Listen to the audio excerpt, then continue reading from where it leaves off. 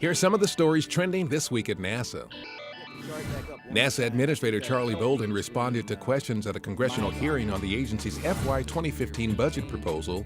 Announced March 4th, the $17.5 billion budget affirms the bipartisan plan agreed to by Congress and the President, enabling NASA to carry out an ambitious deep space exploration program, one that includes sending humans to an asteroid and Mars, extending use of the International Space Station to at least 2024, testing and developing the Orion spacecraft and Space Launch System rocket, and fostering commercial partnerships.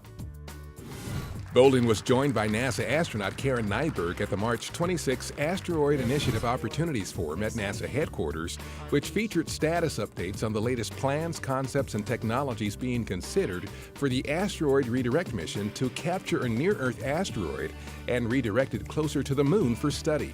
Also discussed was a broad agency announcement soliciting ideas for the mission and new engagement opportunities in the agency's grand challenge to find asteroids that pose a potential threat to human life.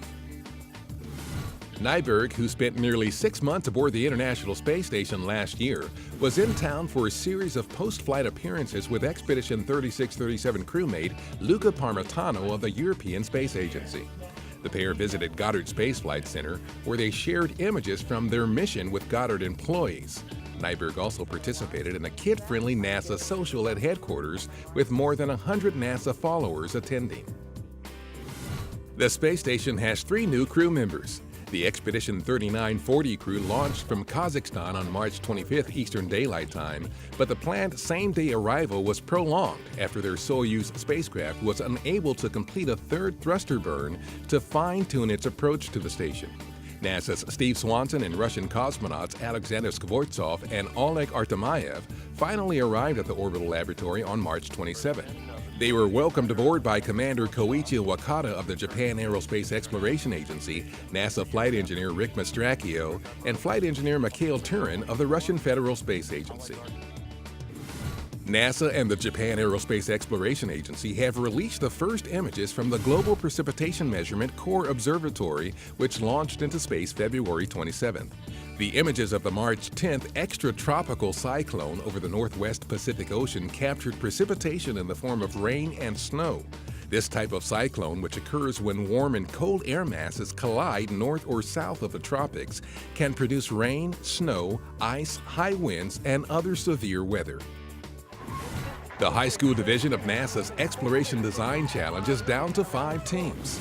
The educational program associated with the first flight test later this year of the Orion spacecraft challenges K through 12th grade students to design radiation protection for astronauts on deep space missions.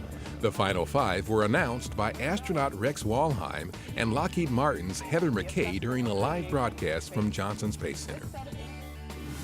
NASA's Super Guppy aircraft arrived at Redstone Army Airfield Wednesday carrying one of the largest composite fuel tanks ever built.